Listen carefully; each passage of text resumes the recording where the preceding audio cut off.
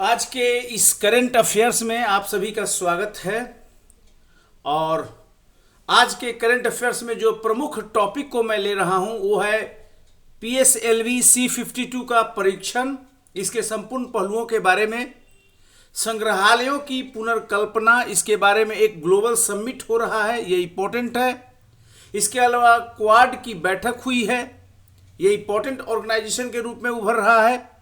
Supreme court का बिहार में DRT पर एक फैसला आया है जो बिहार के दृष्टि से इंपॉर्टेंट है। आज पुलवामा की घटना के बारे में भी आपको बताना है, इसके तथ्यों के बारे में जो कि प्रतियोगी परीक्षाओं में पूछा जाता है। LIC के बारे में आज मैं बताऊंगा, क्योंकि यहां पर IPO जारी करने की बात हुई है कि IPO क्या होता है। एक बड़े बैंकिंग फ्रॉड का भी आज डिस्कवर हुआ है, पता चला है, जानिए उस फ्रॉड के बारे में।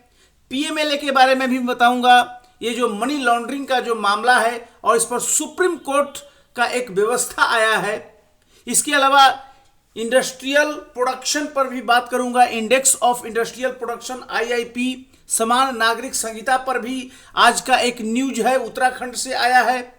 EWS कोटा पर भी सुप्रीम कोर्ट का एक डिसीजन है। इसके अलावा वर्ल्ड फूड प्रोग्राम पर इंपॉर्टेंट एक बात हुई है इंडिया के तरफ से।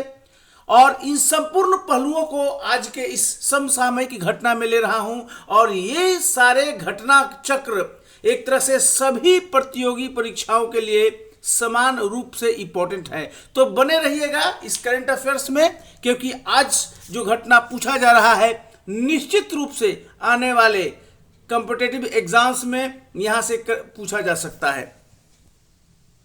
सबसे पहले आज परीक्षण हुआ है PSLV C52 का। ये मैं बता दूं, ये रॉकेट है और रॉकेट के माध्यम से उपग्रह यानी सैटेलाइट का प्रक्षेपण किया जाता है।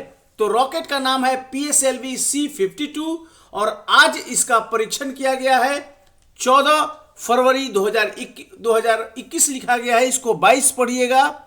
और यह परीक्षण भारतीय अंतरिक्ष अनुसंधान संगठन ISRO द्वारा किया गया है और यह ISRO का 2022 का पहला अभियान है, यानी फर्स्ट लॉन्चिंग 2022 का है ISRO द्वारा।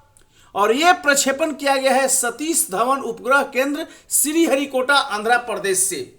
पूछता है कि कहां से किया गया है, तो सतीश धवन उपग्रह केंद्र, इसको SDSC कहा जाता है। SDSC शॉर्ट में भी कई बार पूछ देता है। एक क्वेश्चन पूछा हुआ है कि श्रीहरिकोटा कहां है, तो आंध्र प्रदेश में है।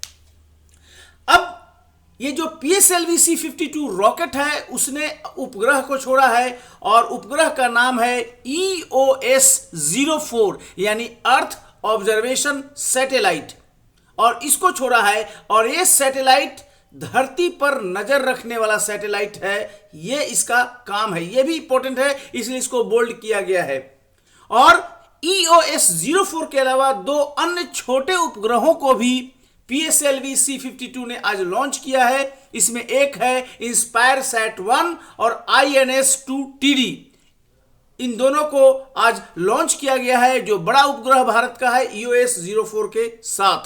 तो यह इंपॉर्टेंट घटनाक्रम है, ये आज लॉन्च हुआ है। और EOS-04 एक रडार इमेजिंग सैटेलाइट है। यह क्वेश्चन इंपॉर्टेंट है, इसलिए बोल्ड किया गया है कि EOS-04 किस प्रकार का सैटेलाइट है। राइट ऑप्शन होगा रडार इमेजिंग सैटेलाइट, जिससे कृषि, वानिकी, वृक्षारोपण, मिट्टी की नमी, जल विज्ञान तथा बाढ़ मानचित्रण जैसे अनुप्रयोग हो सकता है। मौसम के स्थिति के बारे में भी यहां तस्वीर इसके माध्यम से मिलेगा, जो EOS-04 सैटेलाइट आज भारत ने लॉन्च किया है। EOS-04 सैटेलाइट का वजन है 1710 kg और इसका जो टोटल टेन्योर बताया गया है ISRO की तरफ से 10 साल है। आज जो लॉन्च हुआ है वो PSLV जो रॉकेट है PSLV C52 उसका 54वीं उड़ान है, ये भी इंपॉर्टेंट है। और S सोमनाथ अंतरिक्ष विभाग के सचिव हैं और अंतरिक्ष आयोग के अध्यक्ष भी हैं। उनके कार्यभार हाल ही में उन्होंने संभाला है, उसके बाद का यह पहला अभियान है, तो इंपॉर्टेंट है, इसलिए एस सोमनाथ बोल्ड है। अंतरिक्ष विभाग के सचिव और अंतरिक्ष आयोग के अध्यक्ष भी हैं। और आज जो लॉन्च हुआ है उस मिशन के निदेशक हैं SR बाजू। तो इतना पॉइंट आपके सामने आज है रॉकेट के लॉन्च से लेकर जो सैटेलाइट लॉन्च किया गया है रॉकेट के माध्यम से। तो रॉकेट के बारे में भी पूछता है और सैटेलाइट के बारे में भी पूछता है कि इसका उपयोग क्या है, इसका यूज क्या है और ये किस तरह से इसका एक तरह से ओवरऑल डिजाइन किया गया, कहां से ये छोड़ा गया। तो ये सारा पॉइंट एक तरह से बुलेट फॉर्म में आपके समक्ष है। जो दूसरा इंपॉर्टेंट आज का करंट अफेयर्स है वो है भारत में संग्रहालयों की पुनर्कल्पना, री इमेजिनिंग म्यूजियम इन इंडिया। पहली बार ये विश्व स्तर का सम्मेलन हो रहा है और संस्कृति मंत्रालय यानी मिनिस्ट्री ऑफ कल्चर भारत सरकार द्वारा यह आयोजित हो रहा है हैदराबाद में 15 से 16 फरवरी 2022 के बीच।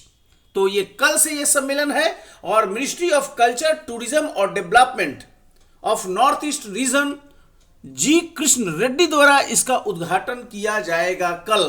तो ये इंपॉर्टेंट है क्योंकि फर्स्ट टाइम इस तरह का कोई वर्ल्ड कॉन्फ्रेंस हो रहा है और आज प्रेस इंफॉर्मेशन में भी इसके बारे में न्यूज था और ये इंपॉर्टेंट है घटना, इसको नोट कर लेना होगा। इसके अलावा जो इंपॉर्टेंट घटना है वो है क्वाड, क्योंकि क्वाड अमेरिका को एक तरह से अमेरिका के लिए, भारत के लिए, ऑस्ट्रेलिया के लिए, जापान के लिए क्वाड से बहुत उम्मीदें हैं क्योंकि चीन को बैलेंस करना है। तो क्वाड समूह के विदेश मंत्रियों की चौथी बैठक ऑस्ट्रेलिया के मेलबोर्न में आयोजित हुई है। क्वाड क्या है? इसमें भारत है, अमेरिका है, ऑस्ट्रेलिया है और जापान है और ये एक तरह से एक रणनीतिक गठबंधन बना है। एक तरह से यह बैठक यूक्रेन को लेकर जो रूस और नाटो के बीच में तनाव बढ़ गया है, जो अफगान संकट है और भारत प्रशांत क्षेत्र में जो चीन की बढ़ती एक तरह से दादागिरी है, जो अतिक्रमण संबंधी चिंताएं हैं, उस संदर्भ में इस बैठक का महत्व बढ़ गया है। और चतुर्भुज सुरक्षा संवाद यानी क्वाड्रिलेटरल सिक्योरिटी डायलॉग, जो क्वाड को हिंदी में कहा जाता है चतुर्भुज सुरक्षा संवाद, क्वाड्रिलेटरल सिक्योरिटी डायलॉग, इसमें भारत, अमेरिका, जापान और ऑस्ट्रेलिया के बीच अनौपचारिक रणनीतिक वार्ता मंच है, इनफॉर्मल स्ट्रेटेजिक डायलॉग फोरम है। तो यह पूछा जा सकता है क्योंकि विदेश मंत्रियों की बैठक मेलबोर्न में हाल ही में हुई है, तो इसके पहलुओं को जानना जरूरी है क्वाड के बारे में। क्वाड क्या चाहता है? ये चारों देश क्या चाहते हैं? मुक्त, खुला और समृद्ध भारत प्रशांत क्षेत्र यानी इंडिया पैसिफिक जो रीजन है वो फ्री हो, ओपन हो और प्रोस्पेरस हो। और इसीलिए ये चारों देश एक साथ आए हैं क्योंकि जो चीन है वह भारत प्रशांत क्षेत्र में अपनी दादागिरी स्थापित करना चाहता है। क्वाड का जो कॉन्सेप्ट है सबसे पहले 2007 में आया, जापान के पूर्व प्रधानमंत्री शिंजो आबे द्वारा इसको प्रस्तुत किया गया और इसकी स्थापना हालांकि 10 साल बाद 2017 में हुई कि हिंद प्रशांत जो क्षेत्र है, इंडियन ओशन जो रीजन है, वहां पर कोई बाहरी पावर खासकर चीन के प्रभाव को उससे कैसे मुक्त रखा जाए, इसके लिए रणनीति बनाने के बारे में है। तो ये क्वाड के बारे में आपके समक्ष रहा जो बहुत इंपॉर्टेंट बात है। सुप्रीम कोर्ट ने एक डिसीजन दिया है बिहार के संदर्भ में कि डीआरटी काम नहीं कर रहा है बिहार में और इस कारण सुप्रीम कोर्ट ने संपत्ति की ई नीलामी पर रोक लगा दी है। अब आपको जानना है कि डीआरटी है क्या। अगर ये नहीं जानेंगे तो फिर यहां से सवाल छूट सकता है, क्योंकि बिहार राज्य में ऋण वसूली न्यायाधिकरण डीआरटी यानी डेब्ट रिकवरी ट्राइब्यूनल, इसको बोलते हैं डेबिट रिकवरी ट्राइब्यूनल या डेब्ट रिकवरी ट्राइब्यूनल, ये काम नहीं कर रहा है। इसलिए एक व्यक्ति के घर की ई नीलामी पर सुप्रीम कोर्ट ने रोक लगा दी है। और ये तो रोक लगा दी है, ये जनरल घटना है, लेकिन इसके कारण डीआरटी इंपॉर्टेंट हो गया है, जो कि एक ट्रिब्यूनल है, एक न्यायाधिकरण है, जिसके बारे में आपको जानना है कि डीआरटी क्या है। अब ऐसे समझिए कि लोग लोन लेते हैं बैंकों से और अन्य वित्त संस्थाओं से और लोन चुका नहीं पाते हैं, ऋण की वसूली करने के लिए एक तरह से ऋण वसूली न्यायाधिकरण की स्थापना की गई है, जिसका नाम है डेब्ट रिकवरी ट्राइब्यूनल। यानी जो लोग डिफॉल्टर हो जाते हैं, लोन चुका नहीं पाते बैंकों का या अन्य फाइनेंशियल इंस्टीट्यूशन का, उनको कैसे वसूल किया जाए, इसी के लिए यह न्यायाधिकरण यानी ट्राइब्यूनल की स्थापना की गई है। इन न्यायाधिकरणों की स्थापना बैंकों एवं वित्तीय संस्थाओं को देय ऋण वसूली अधिनियम यानी कि पार्लियामेंट के एक्ट से हुआ है। ये जो डेब्ट रिकवरी ट्राइब्यूनल DRT है, वो पार्लियामेंट के एक्ट से बना है, जिस एक्ट का नाम है RDBBFI 1993 यानी recovery of debts due to banks and financial institution act. ये लंबा चौड़ा एक्ट का नाम है देय ऋण वसूली अधिनियम 1993, इसके तहत हुई है। और DRT का काम 1993 के RDDBFI 1993 अधिनियम तथा साथ ही सारफेसी अधिनियम 2002 के तहत उसके प्रावधानों को लागू करना है। सारफेसी क्या है? यह भी उसी क्षेत्र में है, यानी कि securitization and reconstruction of financial assets and enforcement of security interest. ये दोनों एक्ट पूछेगा। DRT की स्थापना RDDBFI के तहत हुई है। सारफेसी का भी संबंध है। बैंकों में जो NPA है, नॉन परफॉर्मिंग एसेट्स, उसको कैसे वसूल किया जाए और मिनिमाइज किया जाए, सारफेसी एक्ट आया है सिक्योरिटाइजेशन के लिए और रिकंस्ट्रक्शन के लिए, जो बैंकों में फाइनेंशियल एसेट्स है उसके लिए। और DRT देता है अपना फैसला, एक ट्राइब्यूनल है, और इस फैसले के विरुद्ध भी अपील की बात आती है, जिसका नाम है DRAT यानी डेब्ट रिकवरी अपीलेट ट्राइब्यूनल। यानी DRT के फैसले के विरुद्ध में आप DRAT में अपील कर सकते हैं। तो ये इंपॉर्टेंट है। और DRT का जो अध्यक्ष होता है, भारत सरकार नियुक्त करता है एक ऐसे व्यक्ति को जो जिला जज बनने की क्षमता रखता हो। उनका कार्यकाल DRT का जो होता है, उनके अध्यक्ष का 5 साल या 62 साल की उम्र तक होता है। और हाई कोर्ट और सुप्रीम कोर्ट के अतिरिक्त देश का कोई भी न्यायालय इस DRT द्वारा विचारित मामलों पर फैसला नहीं दे सकता है। केवल हाई कोर्ट को पावर है, वो भी डबल बेंच को और सुप्रीम कोर्ट को। और DRT को व्यापक आदेश पारित करने की पूरी शक्ति है। एक सिविल कोर्ट की प्रक्रिया यहां पर अपनाई जा सकती है। और पार्लियामेंट में ट्राइब्यूनल को स्थापित करने का प्रस्ताव है। वहां प्रावधान है 323A में एडमिनिस्ट्रेटिव ट्राइब्यूनल और 323B में अन्य ट्राइब्यूनल स्थापित करने का प्रोविजन है। और इसी 323B के तहत DRT की स्थापना हुई है, जिसका मेन काम है ऋण जो डिफॉल्ट हो जाता है उसको कैसे वसूला जा सके। तो सुप्रीम कोर्ट ने कहा है कि बिहार में DRT चूंकि काम नहीं कर रहा है, इसलिए एक व्यक्ति के घर की ई नीलामी पर रोक लगा दी है, और इस कारण यह DRT इंपॉर्टेंट हो गया है। इस पॉइंट को आप नोट करके, इस वीडियो को पॉज करके आप नोट करेंगे, क्योंकि एक एक बुलेट पॉइंट इसमें इंपॉर्टेंट है जो पूछा जा सकता है। अब मैं बात करूंगा पुलवामा हमले की। 14 फरवरी 2019 को पुलवामा का हमला हुआ था और आज इसके 3 साल हो गए हैं। तो ये डेट याद रखना है, 14 फरवरी 2019। और इसमें 40 CRPF जवानों की जान चली गई थी और इसकी जिम्मेवारी लिया था जैश ए मोहम्मद। और जैश ए मोहम्मद के आतंकियों ने विस्फोटक से भरी गाड़ी जवानों के वहां से टकरा दी थी और भारत ने प्रतिक्रिया स्वरूप बालाकोट एयर स्ट्राइक किया था 26 फरवरी 2019 को। यानी कि 12 दिन बाद ही भारत ने पाकिस्तान के परमाणु शक्ति संपन्न होने के मद्देनजर, पहले तो कारगिल में भारत पाकिस्तान के सीमा का अतिक्रमण नहीं किया, लेकिन पुलवामा के हमला ने भारत के संयम का इम्तहान ले लिया और भारत ने मान लिया कि पाकिस्तान को सबक सिखाना ही होगा। बालाकोट में भारतीय वायुसेना द्वारा यह हमला किया गया और विदेशी धरती से भारत के खिलाफ चलाए जाने वाले किसी भी आतंकी शिविर को खत्म करने के भारत के संकल्प की एक तरह से अगली कड़ी। यह हवाई हमला न केवल LOC को पार किया गया, ध्यान रहे कारगिल वॉर 1999 में LOC को पार नहीं किया गया, इस बार LOC को पार किया गया और पाकिस्तान के मेन लैंड में यह अटैक हुआ लगभग 50 किलोमीटर दूर। और और 81 किलोमीटर दूर के ये रेंज था जिस दौरान ये भारत ने बालाकोट एयर स्ट्राइक किया था मिराज के द्वारा 26 फरवरी 2019 को। तो पुलवामा के अवसर पर ये इंपॉर्टेंट है, ये डेट याद रखना है दोनों, जो कि एग्जाम में पूछा जा सकता है। इंपॉर्टेंट खबर LIC से है, भारतीय जीवन बीमा निगम LIC। सब लोग LIC से हर घरों में पॉलिसी लोग लेता है, लेकिन LIC में सरकार के तरफ से 5% शेयर, यानी भारत की सरकार अपना शेयर बेचने की प्रक्रिया की शुरुआत की है LIC में, और यह खबर सबको जानना चाहिए।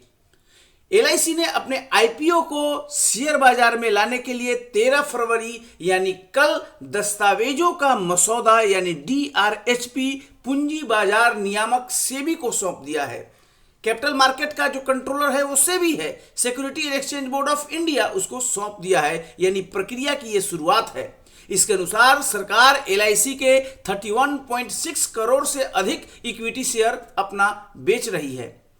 LIC 5% शेयर बेचकर करीब 63,000 करोड़ रुपए भारत की सरकार जुटाना चाहती है। सरकार के पास LIC के 100% शेयर हैं, 100% शेयर अभी सरकार के पास हैं, इसलिए बिक्री पेशकश के जरिए ही निवेशकों को शेयर आवंटित किए जाएंगे, दैट मीन्स सेलिंग के थ्रू। अब जैसे मैंने बताया यहां पर IPO लाया जा रहा है, देखिए पहला पॉइंट है IPO। अब IPO इकोनॉमी में आपके लिए इंपॉर्टेंट हो जाएगा, जो समझना है कि इनिशियल पब्लिक ऑफरिंग क्या है। IPO तो एक प्रक्रिया है जिसके तहत कोई भी कंपनी पूंजी जुटाने के लिए पहली बार सार्वजनिक तौर पर शेयरों की बिक्री कर रही है। यानी कि कोई भी कंपनी हो, चाहे वो पब्लिक चाहे प्राइवेट, अपने शेयरों को बेच रही है, पब्लिक को ऑफर कर रही है फर्स्ट टाइम, तो उसको कहते हैं इनिशियल पब्लिक ऑफरिंग। और यही काम हो रहा है, LIC के शेयर बेचे जा रहे हैं।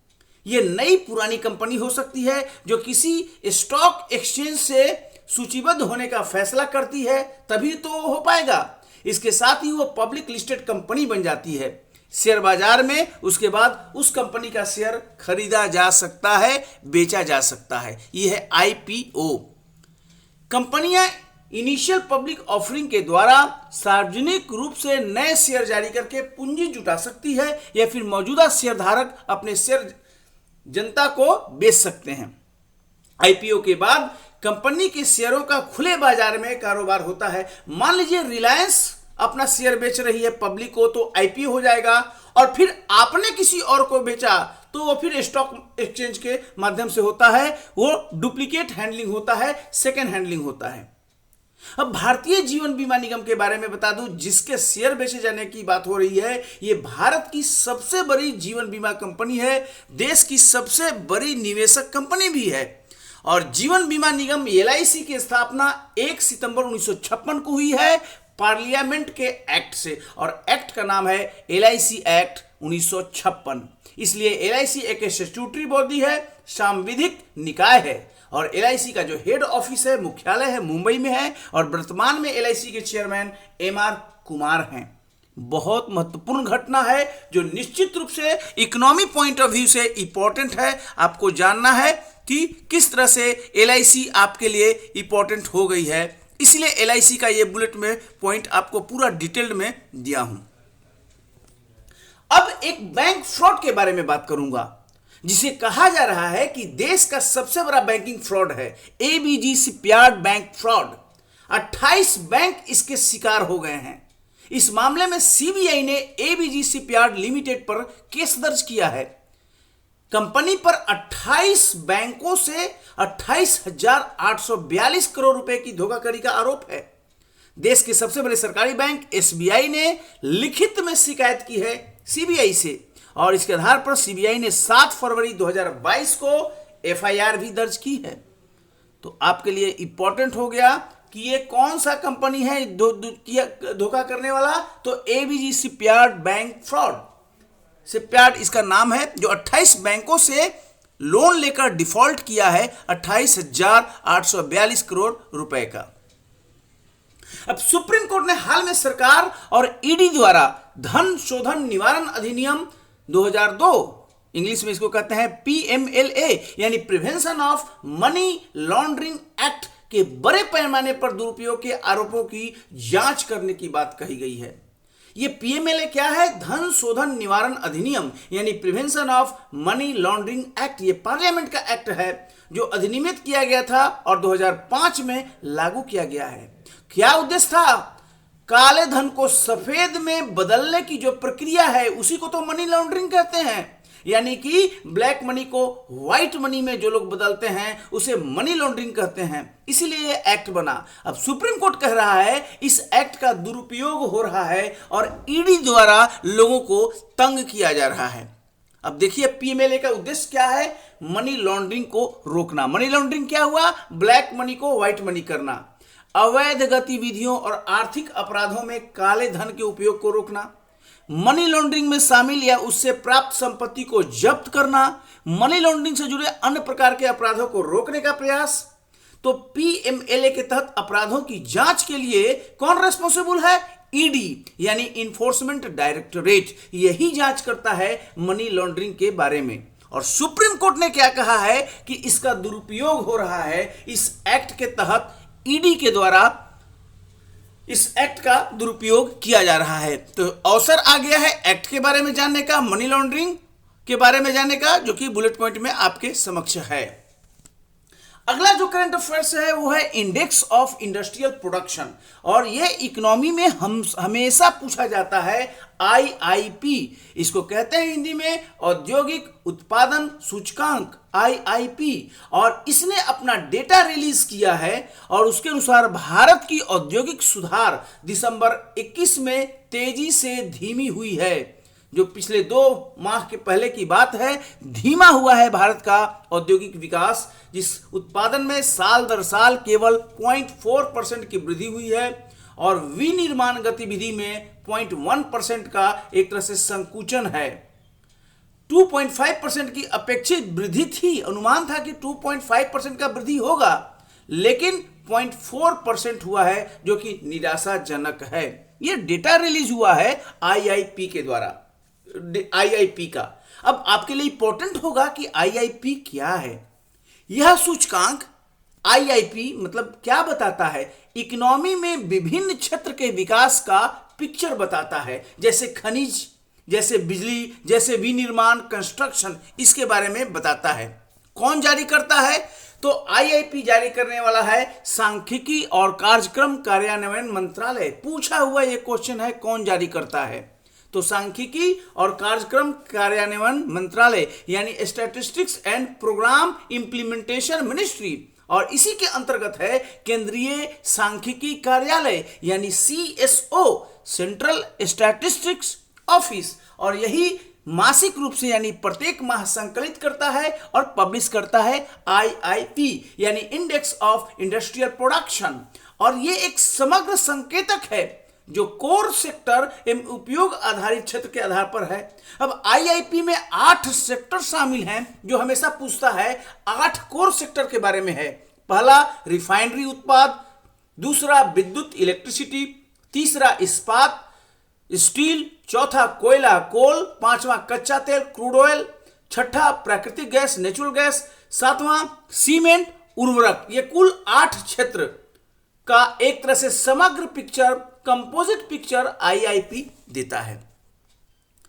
और CSO के बारे में जाएं, जैसे CSO अभी मैंने बताया कि ये सांख्यिकी और कार्यक्रम कार्यान्वयन मंत्रालय के अंतर्गत आता है और यही डेटा रिलीज करता है। तो विभिन्न केंद्रीय मंत्रालयों और राज्य सरकारों की सांख्यिकी गतिविधियों के मध्य ये समन्वय करता है और उसके हेतु 1951 में 1951 में CSO की स्थापना हुई। ये पूछा जाता है स्थापना कब हुई। ये राष्ट्रीय खाता को तैयार करता है, नेशनल अकाउंट, औद्योगिक आंकड़ों को एकत्र करता है, पब्लिश करता है, इकोनॉमिक सेंसस और सर्वे का भी काम करता है।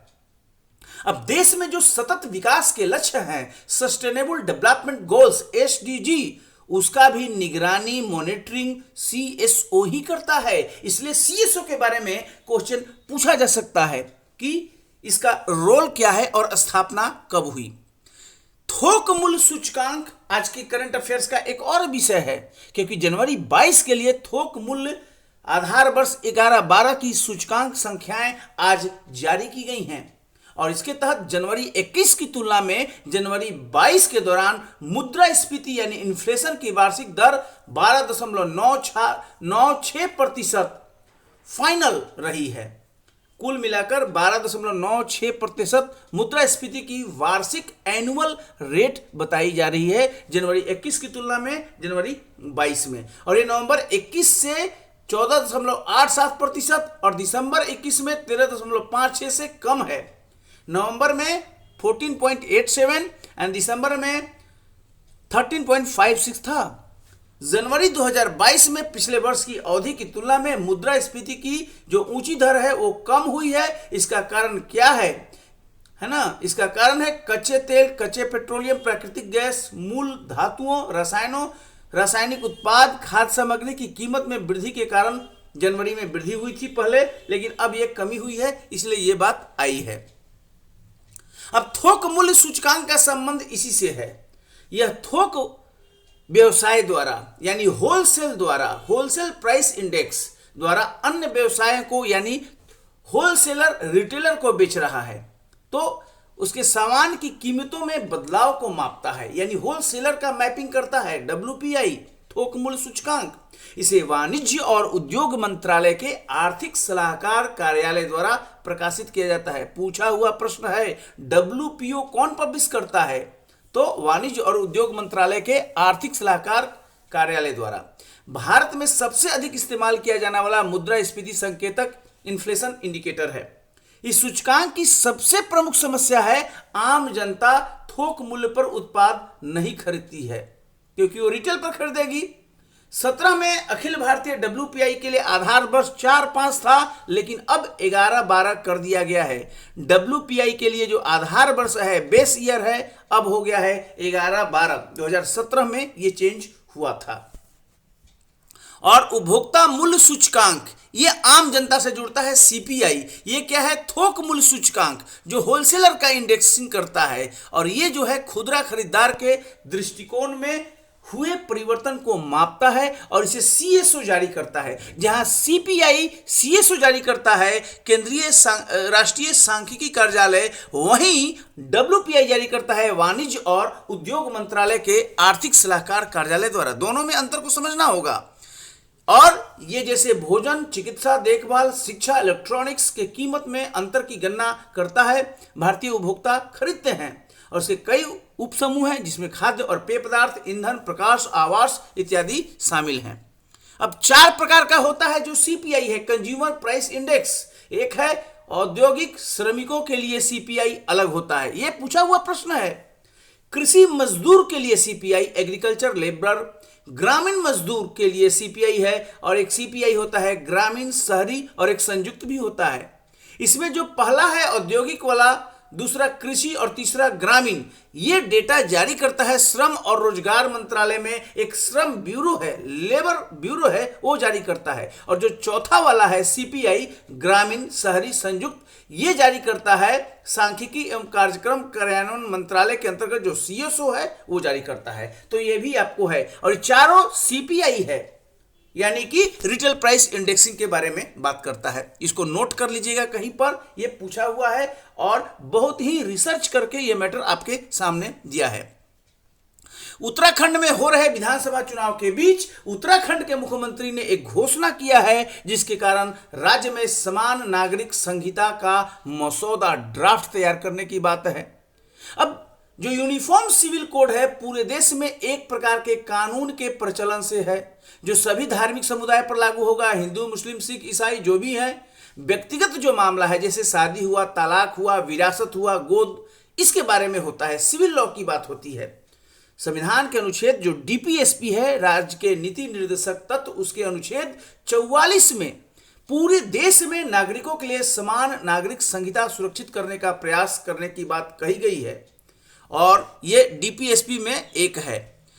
एकरूपता लाने के लिए न्यायालय ने कई बार कहा है कि यूनिफॉर्म सिविल कोड लाइए। साहबानो मामलों में, साहबानो मामले 1985 में 85 में ये बात कहा गया था। सायरा बानो मामला जो है 2017 में, जिसमें ट्रिपल तलाक को बैन किया गया, उसमें भी सुप्रीम कोर्ट ने कहा कि आप यूनिफॉर्म सिविल कोड लाइए, लेकिन अभी तक इंतजार किया जा रहा है, भारत सरकार के द्वारा नहीं लाया गया है, इंतजार किया जा रहा है, सहमति अभी तक नहीं बन पाई है। इसी बीच उत्तराखंड सरकार ने कहा है कि हम राज्य स्तर पर लागू कर सकते हैं। क्वेश्चन है, क्या राज्य अपने अकेले राज्य स्तर पर कर सकता है? अगर केंद्र नहीं करता है तो गोवा में भी उदाहरण है, देश का पहला राज्य जहां पर यूनिफॉर्म सिविल कोड लाया गया वो कौन है? गोवा। तो अगर ये उत्तराखंड लाता है तो ला सकता है। अगला जो प्रश्न है, जो इकोनॉमिकली वीकर सेक्शन है, आर्थिक रूप से कमजोर वर्ग, उसके बारे में सुप्रीम कोर्ट ने कहा है कि ईडब्ल्यूएस कोटा के लिए जो फैसला होगा वो नीट 22-23 के एडमिशन पर लागू होगा। अब ये आज सुप्रीम कोर्ट का ये डिसीजन आया है कि नीट मामले में जो ईडब्ल्यूएस है, जिसके लिए 8 लाख रुपए की वार्षिक आय मानदंड की वैधता को चुनौती दी गई है, उसमें जो भी फैसला होगा वो नीट पीजी 22-23 के एडमिशन पर लागू होगा। और ये फैसला दिया गया है डीवाई चंद्रचूड़ और जस्टिस सूर्यकांत की पीठ के द्वारा। इंपॉर्टेंट है ईडब्ल्यूएस कोटा के बारे में जानना। ये 10% कोटा है जो 103 संविधान संशोधन अधिनियम 2019 के तहत संविधान के अनुच्छेद 15 और 16 में संशोधन किया गया है, 15(6) और 16(6). तो ये इंपॉर्टेंट है। और आर्थिक रूप से कमजोर वर्ग, इकोनॉमिकली वीकर सेक्शन के लिए एडमिशन में और जॉब में 10% का रिजर्वेशन देता है। एससी, एसटी, ओबीसी के लिए 50% का आरक्षण उससे हटकर अलग, यानी कि जनरल क्लास के अंदर 10% का ये रिजर्वेशन देता है। और ये केंद्र भी दे सकता है और राज्य भी दे सकता है, दोनों को इंपावर किया है इस एक्ट के तहत, यानी कि संविधान संशोधन के तहत। और ईडब्ल्यूएस पहचान के लिए 17 जनवरी 19 में अधिसूचना जारी हुआ था, जिसमें कहा गया है कि उसी को लाभ मिलेगा जिसके पास 5 एकड़ कृषि भूमि जमीन हो, 1000 वर्ग फुट का आवासीय फ्लैट और अधिसूचित गैर अधिसूचित नगर पालिका में 100-200 वर्ग गज या उससे अधिक आवासीय भूखंड नहीं होना चाहिए। और 8 लाख के ऊपर जिनका इनकम होगा एनुअल, वो भी नहीं आएंगे। अब इसी इनकम पर सुप्रीम कोर्ट में केस हुआ है। कोर्ट ने कहा है कि जो फैसला होगा वो नीट पर लागू होगा। इसके अलावा भारत ने 50,000 टन गेहूं अफगानिस्तान को देने के लिए जो संयुक्त राष्ट्र विश्व खाद्य कार्यक्रम है WFP, उसके साथ एक समझौता हुआ है। यह ह्यूमैनिटेरियन रिलीफ है, मानवीय सहायता। वर्ल्ड फूड प्रोग्राम यानी विश्व खाद्य कार्यक्रम एक अग्रणी मानवीय संगठन है। आपात स्थिति में लोगों को जान बचाने, परिवर्तित हेतु खाद्य सहायता देता है, पोषण स्तर में सुधार और लचीलापन लाने हेतु मिलकर काम करता है। और WFO जो ये आपके समक्ष है WFP, यानी इसका स्थापना 61 में खाद्य एवं कृषि संगठन तथा संयुक्त राष्ट्र महासभा UNGA द्वारा अपने मुख्यालय रोम, इटली में की गई है। यानी वर्ल्ड फूड प्रोग्राम इटली में ही है और रोम में है। और ये जो संयुक्त राष्ट्र सतत विकास समूह जो है, सस्टेनेबल डेवलपमेंट ग्रुप, उसका भी सदस्य है भारत। और ये उसी के तहत अफगानिस्तान को ये ह्यूमैनिटेरियन रिलीफ देने के लिए समझौता हुआ है। 2030 तक भूखमरी को समाप्त करने का लक्ष्य है। खाद्य सुरक्षा प्रदान करने, पोषण में सुधार करने हेतु प्रतिबद्ध है भारत। WFP 88 देशों की सहायता करता है। 2019 में इसने 97 मिलियन लोगों की सहायता की है, जो वर्ष 2012 के बाद से सबसे बड़ी संख्या है। और आज के करंट अफेयर्स का लास्ट ये पॉइंट है, एक्साइज मिलन, अभ्यास मिलान के साथ राष्ट्रपति द्वारा फ्लीट रिव्यू का आयोजन इसी महीने होने वाला है, जिसमें 46 देश को आमंत्रित किया गया है। पूछेगा मिलन 1900, अब एक्सरसाइज मिलन क्या है? 95 में शुरू हुआ और 2 साल में एक बार होता है। और ये नेवी का प्रोग्राम होता है, विश्व के नेवी को एक साथ लाता है। इस बार 46 देशों को आमंत्रित किया गया है। अब तक अंडमान निकोबार में पोर्ट ब्लेयर में आयोजित किया गया है, लेकिन इस बार इसे विशाखापत्तनम शिफ्ट किया जा रहा है, जो अभ्यास के लिए अधिक बुनियादी ढांचे के साथ समुद्री स्थान भी प्रदान करता है। इसमें विषय वस्तु विशेषज्ञ सहित अन्य विषयों के साथ साथ पनडुब्बी रोधी युद्ध जैसे कई विषय हैं। और फ्लिट रिव्यू भी होता है। राष्ट्रपति के कार्यकाल के दौरान एक फ्लिट रिव्यू आमतौर पर आयोजित होता है। पहला फ्लिट रिव्यू जो है परेड होता है, ये 53 में हुआ था डॉक्टर राजेंद्र प्रसाद के कार्यकाल में। आज़ादी के बाद से नौसेना द्वारा 11 फ्लिट रिव्यू हो चुका है, जिसमें 2, 11 और 2016 में अंतर्राष्ट्रीय बेड़े की समीक्षा कर चुके हैं। और नौसेना की राष्ट्रपति की समीक्षा गणतंत्र दिवस परेड के बाद दूसरे स्थान पर हैं। तो आज का ये करंट अफेयर्स का पूरा कार्यक्रम एक तरह से आपके लिए संपूर्ण पहलुओं को, और मैं यहाँ पर हेडिंग में दिया हूँ, अगर इसको आप पॉज करके नोट कर लेते हैं तो इतना संक्षिप्त बुलेट पॉइंट में सारगर्भित फैक्चुअल आपको कहीं पर नहीं मिलेगा। ये करंट अफेयर्स का कार्यक्रम कैसा लगा आप अपने कमेंट बॉक्स में दे सकते हैं, और अपने दोस्तों को इस वीडियो को फॉरवर्ड करना नहीं भूलिए, क्योंकि एक फॉरवर्डिंग से उनका भी कॉम्पिटिटिव मार्ग आसान हो सकता है। बहुत बहुत धन्यवाद इस वीडियो को देखने के लिए। इसे लाइक, सब्सक्राइब और शेयर जरूर कर सकते हैं। Thank you very much.